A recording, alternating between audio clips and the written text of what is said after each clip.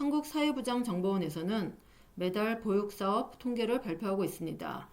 이번 달 발표된 보육사업 3월 통계에 따르면 어린이집에 다니는 영유아 수가 86만 7,897명으로 나타났습니다.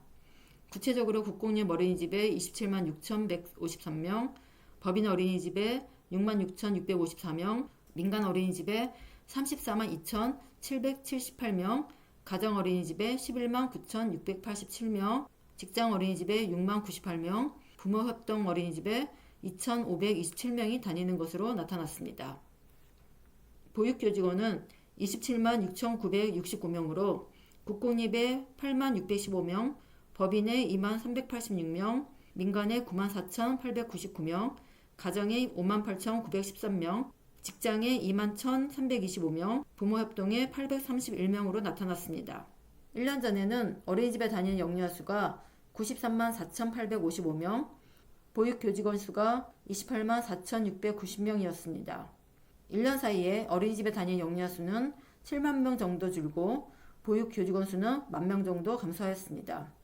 올해 출생아 수가 작년보다 3만 명 정도 감소하였는데 어린이집에 다니는 영유아 수는 그보다 훨씬 더 많은 7만 명이 감소한 겁니다.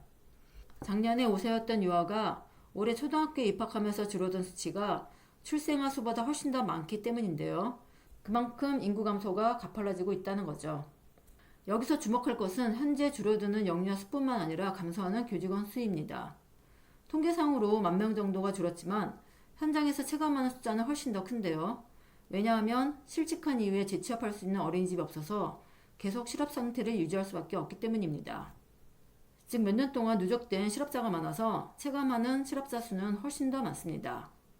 실제로 작년에 실업급여 대부분을 어린이집 교사가 받을 정도로 어린이집 교사의 실직이 심각합니다.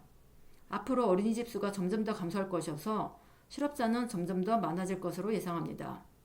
이런 상황에서 보육교사 자격증을 취득하는 것이 의미가 있느냐는 의문이 제기됩니다. 보육교사 자격증을 취득해도 취업할 어린이집이 없으면 자격증을 취득할 이유가 사라지기 때문인데요.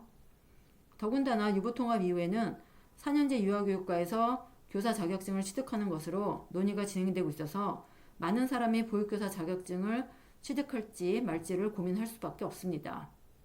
그래서 교육부가 유보통합 이후에 자격증에 관한 논의를 신속히 재개해야 합니다.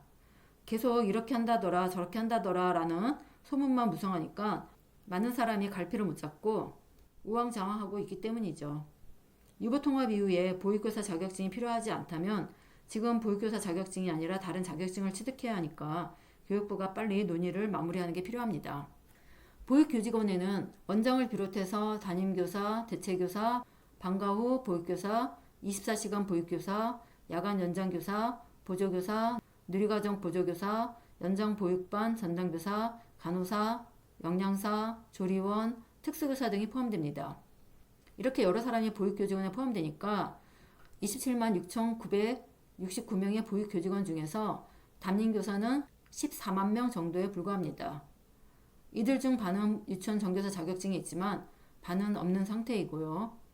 유치원 정교사 자격증이 없는 어린이집 교사는 유보통합 이후에 통합기관에서 교사로 근무하려면 지금 유아교육과에 새로 입학하거나 편입해서 유치원 정교사 자격증을 취득하는 게 바람직합니다. 유보통합이 처음 제기될 때 가장 큰 논란거리가 교사 자격이었는데요. 이미 2년이라는 시간이 흘러서 유치원 정교사 자격증 취득에 대한 거부감은 많이 사라진 상태입니다. 유보통합 이후에도 교사로 근무하려면 유치원 정교사 자격증이 있어야 한다는데 대부분 동의하고 있는 거죠.